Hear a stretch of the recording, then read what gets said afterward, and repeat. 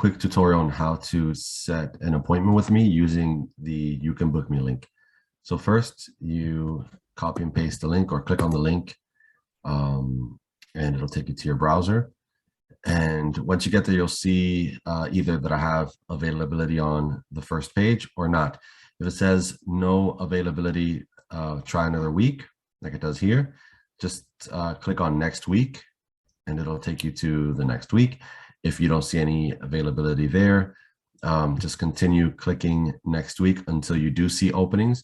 When you see these little boxes here that are white and that are highlighted in green as you hover over, these are the appointments that I have available. So all you have to do is select one that works for you and then fill the form out. Just make sure you put your first name, your last name, your email address, and then your Skype name or your Skype address, or the name that you use for Skype. Don't send me your link. That doesn't. That's not as helpful as your name or your actual address.